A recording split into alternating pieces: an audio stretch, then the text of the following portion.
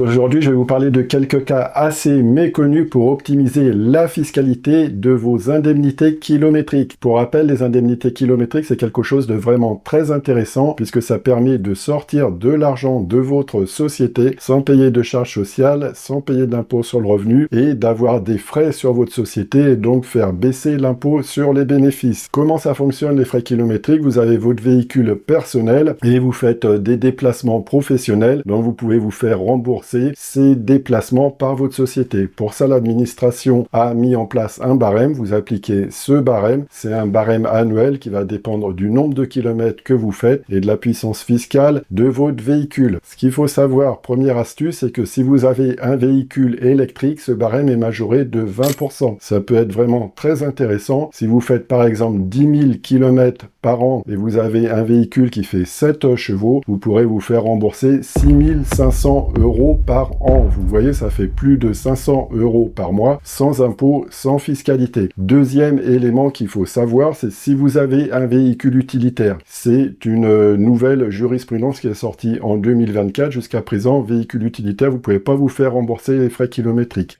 Désormais, vous pouvez le faire si vous avez un camion, par exemple, qui est ancien et que vous utilisez pour faire des déplacements professionnels. Vous pouvez désormais appliquer le barème kilométrique. Ça peut être aussi quelque chose d'intéressant. Autre point aussi assez méconnu, c'est que le barème kilométrique, en fait, inclut le carburant, l'entretien, l'assurance. C'est-à-dire que c'est à vous de prendre en charge ces frais-là. La société, évidemment, ne peut pas prendre en charge à la fois les indemnités kilométriques et prendre en charge le carburant, l'assurance, l'entretien. C'est à vous de le prendre en charge. Par contre, ce qui n'est pas compris dans les indemnités kilométriques, c'est le péage et le stationnement, ce qui veut dire que la société peut quand même prendre en charge ses dépenses de péage et stationnement. Et ce qui est méconnu, même par certains experts comptables, c'est que la société peut prendre en charge aussi les grosses réparations. Les indemnités kilométriques correspondent à l'entretien courant, si vous voulez, du véhicule, mais ne correspondent pas aux grosses réparations. Si par exemple vous avez un accident, la société peut prendre en charge les dépenses de réparation, changer le moteur, changer la carrosserie, etc. Ce qu'on me demande également assez souvent, c'est si la carte grise est au conjoint. Au nom du conjoint, est-ce qu'on peut pratiquer les indemnités kilométriques? Alors oui, c'est tout à fait possible. Vous pouvez pratiquer les indemnités kilométriques si la carte grise est au nom du conjoint. Vous voyez, ça vous fait déjà pas mal d'astuces à savoir pour optimiser vos frais kilométriques, un système particulièrement intéressant. Par contre, quelques inconvénients tout de même. Les frais kilométriques, elles ne peuvent pas s'appliquer dans toutes les situations. Si vous êtes en entreprise individuelle, malheureusement, on ne peut pas pratiquer les frais kilométriques. Vous êtes dans ces cas-là obligé d'appliquer les frais réels, c'est-à-dire que la société prendra elle-même à sa charge les frais d'entretien, assurance, carburant et ne pourra pas vous rembourser de frais kilométriques. Par contre, si vous êtes en BNC, c'est-à-dire profession libérale, les frais kilométriques